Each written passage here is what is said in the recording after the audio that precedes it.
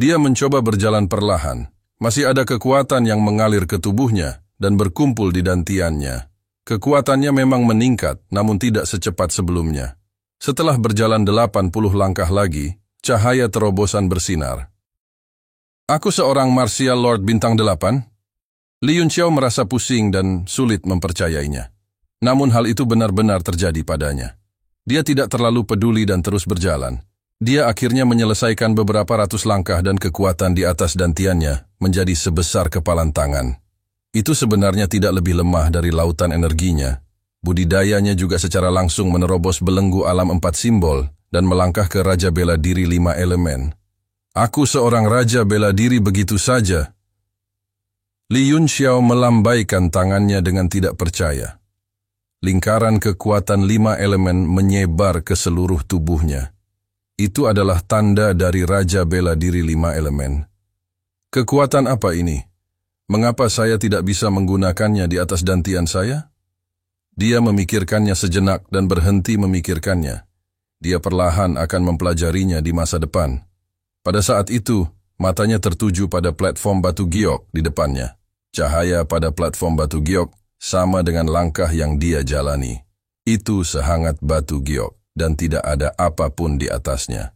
Sama seperti terowongan, ada ukiran beberapa karakter kecebong emas di atasnya, seolah sedang menyampaikan suatu informasi. Li Yunxiao mengerutkan kening. Dia menyentuh kata-kata itu satu persatu dengan tangannya, dan dia merasa seperti tersengat listrik. Tangannya berhenti pada karakter yang dia kenali dan dia ragu-ragu. Jika dia mencetak karakter yang sama seperti di terowongan, siapa yang tahu apa yang akan terjadi? Lagi pula, tempat ini terlalu aneh. Tapi rasa penasaran membunuh kucing itu. Cahaya keemasan menyala di tangannya dan karakter serupa tercetak. Itu menyatu sempurna dengan karakter di platform batu giok. Benar saja, itu sama seperti di terowongan. Cahaya keemasan bersinar dan menyapu seluruh platform batu giok. Semua karakter di dalamnya diaktifkan. Banyak karakter meninggalkan platform batu giok dan menggantung di udara, berkedip tanpa henti. Hati Li Yunxiao bergetar dan dia langsung menjadi cemas. Situasi ini mirip dengan teknik Dewa Dunia Agung dan teknik Dewa Dunia Agung. Tampaknya itu adalah teknik yang sangat kuat. Tapi ternyata begitu saja. Dia tidak bisa mempelajarinya dan hanya bisa merasa cemas. Dia dengan paksa menghafal semua kata di kepalanya. Tetapi setiap kali dia menghafal satu kata, dia akan langsung melupakannya. Dia tidak dapat menghafalnya. Dengan sangat cepat, cahaya dari kata-kata itu perlahan melemah dan akhirnya menghilang di udara.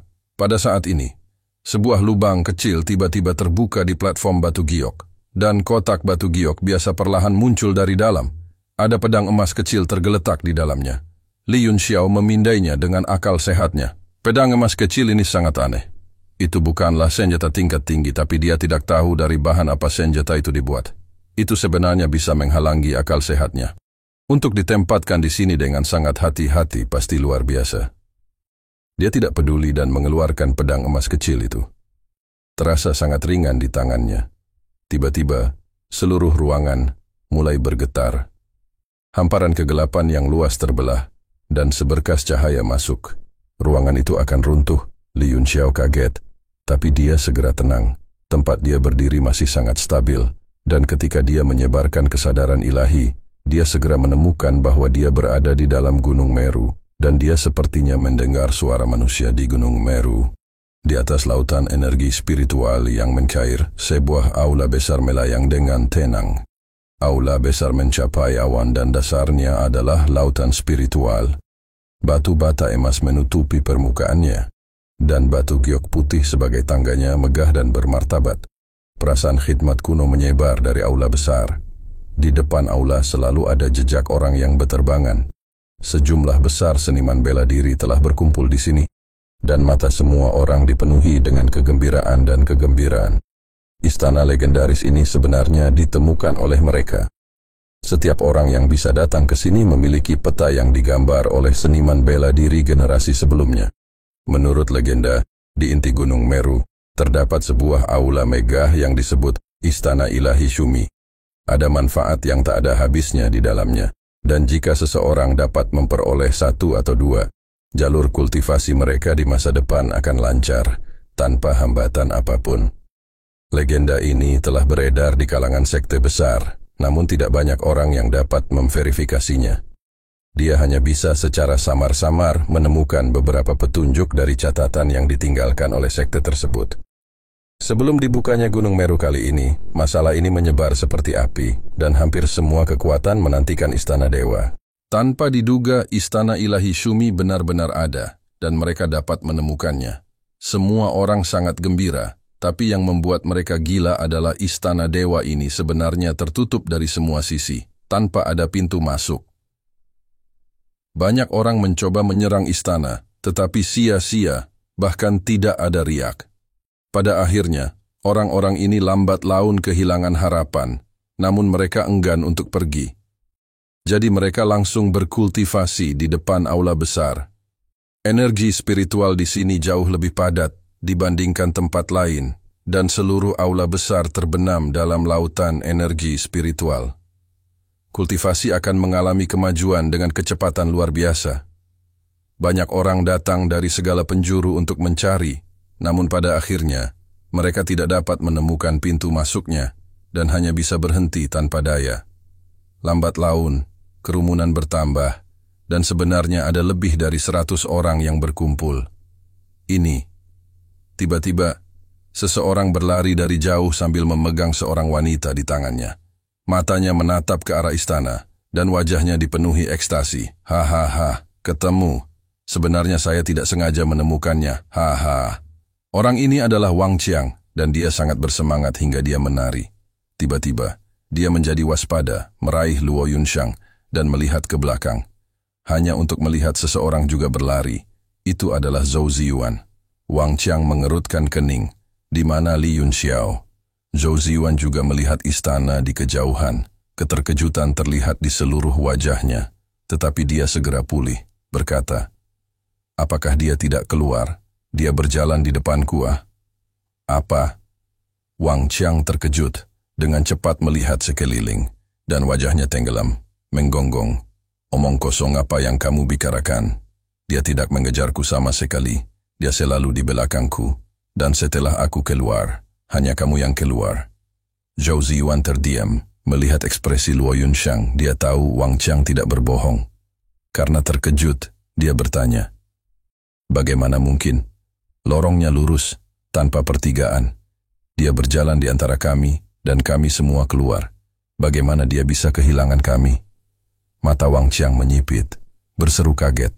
"Cepat lihat, tidak ada jalan keluar. Dari mana kita keluar?" Zhou Ziyuan dan Luo Yunxiang sama terkejutnya. Lautan energi spiritual tempat mereka berdiri terbentang sejauh mata memandang. Di manakah pintu keluarnya? Saat mereka bertiga dalam keadaan linglung, seseorang tiba-tiba kehabisan udara dalam keadaan yang menyedihkan. Itu sebenarnya Yang Fangzhou, berlumuran darah, terluka parah. Dia terluka oleh binatang batu itu, lalu tersedot ke dalam gua, dan berlari keluar melalui lorong. "Yang Fangzhou," Zhou Ziyuan berkata dengan kaget, "Kamu, dari mana asalmu?" Saat Yang Fangzhou melihat beberapa dari mereka, dia segera memperlihatkan tatapan waspada, berkata, "Di mana lagi saya bisa berada? Bukankah saya mengikuti di belakang kalian, keluar dari lorong?" Dia melihat ekspresi aneh beberapa orang, menoleh sedikit, dan juga terkejut. Sejauh mata memandang, tidak ada akhir, dimanapun ada jalan. Zhou Ziyuan menampar kepalanya, berkata, "Saya mengerti, itu adalah jalur spasial satu arah. Begitu kami keluar, kami tidak bisa kembali lagi." Dia memandang Yang Fangzhou dan bertanya, "Berapa banyak orang yang masih hidup?" Yang Fangzhou mengerutkan kening dan berkata, "Saya tidak terlalu yakin berapa banyak. Saya tidak terlalu yakin. Setelah jatuh ke dalam gua, saya buru-buru mencari jalan keluar dan keluar." Wajah Wang Qiang gelap, dan dia berkata, "Apakah kamu melihat Li Yunxiao?" Saat Yang Fangzhou mendengar nama ini, niat membunuh segera muncul. Kedua matanya merah, dan dia berkata, "Di mana dia? Aku akan membunuh binatang ini." Zhou Ziyuan dan yang lainnya menunjukkan ekspresi aneh di wajah mereka. Li Yunxiao berlari tepat di tengah-tengah mereka, dan benar-benar menghilang. Ini juga terlalu aneh, bukan? Luo Yunshang merasa khawatir tanpa henti dan tidak dapat menahan diri lagi, dan mulai menangis karena menyalahkan diri sendiri. Jika dia bukan beban, bagaimana bisa seperti ini?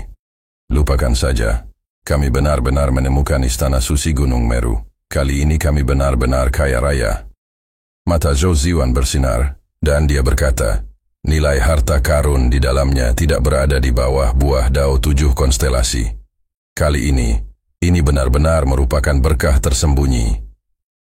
Dia buru-buru berlari menuju istana ilahi itu. Yang Fang Zhou juga melihat aula besar ini, dan setelah terkejut, dia sangat gembira, juga berlari kencang. Ekspresi Wang Qiang sangat suram, memegang Luo Yunshang di tangannya adalah sebuah beban berat. Tapi dia tidak berani membunuh, juga tidak berani melepaskan, hanya takut Li Yunxiao tidak mati. Dan jika mereka bertemu dengannya lagi, dia akan benar-benar tamat. Kekuatan bocah itu terlalu misterius. Setelah ragu-ragu sejenak, Wang Qiang masih menyeret Luo Yunshang menuju istana ilahi. Beberapa orang mengelilingi Gunung Shumi yang saleh, bahkan ada yang menyerangnya, namun sia-sia. Di depan istana ilahi, sudah ada lebih dari 100 orang. Semuanya memasang ekspresi tenang di wajah mereka, berkultivasi dengan tenang. Ini, Wang Qiang segera menyadari situasinya. Istana surgawi ini sama di keempat sisinya, tidak ada pintu masuk, dan tidak ada cara untuk membukanya. Luo Yunshang, tiba-tiba terdengar suara terkejut. Di antara 100 orang, sesosok tubuh cantik berdiri, tatapannya terfokus pada arah istana ilahi, dan wajahnya menegang. Wang Qiang terkejut, tangannya meraih leher Luo Yunshang, jari-jarinya seperti kait. Siapa kamu? Di mana Tuan Muda Yun? Orang yang berdiri adalah Ding Linger. Dalam beberapa kedipan, dia muncul di depan Wang Qiang, wajahnya sedingin es. Wang Qiang buru-buru mundur beberapa langkah sambil berteriak, jangan mendekat, atau aku akan membunuhnya. Jari-jarinya menegang, langsung menggali daging, seputih salju Luo Yunshang. Ding Linger tertawa kecil, mengejek. Lelucon apa? Aku sama sekali tidak punya hubungan keluarga dengannya. Dan kamu berani menggunakannya untuk mengancamku? Dia tertawa kecil, siluetnya bersinar seperti burung layang-layang, sambil tertawa. Jika kamu ingin membunuhku, lakukan saja. Wang Qiang terkejut. Luo Yunshang tidak hanya tidak bisa bertindak sebagai tameng, tapi dia juga menjadi beban. Dia tidak bisa membunuhnya, tapi dia juga tidak bisa melepaskannya. Telapak tangan Ding Ling sudah terbang ke arahnya, kekuatannya kuat. Itu adalah leluhur bela diri sejati. Dalam kepanikannya, dia buru-buru mendorong Luo Yunshang menjauh dan menyerang dengan kedua telapak tangannya untuk menghadapi serangan telapak tangan Ding Ling. Dia segera dikirim terbang mundur. Meskipun dia terluka, dia menyadari bahwa meskipun dia berada di puncaknya, dia tidak akan menandingi wanita ini. Jadi dia segera mundur. Ding Linger tidak mengejarnya. Dia memandang Luo Yunshang dengan tenang bertanya, apakah kamu baik-baik saja? Di mana Tuan Muda Yun? Terima kasih sudah menonton dan jangan lupa like, share, dan subscribe guys.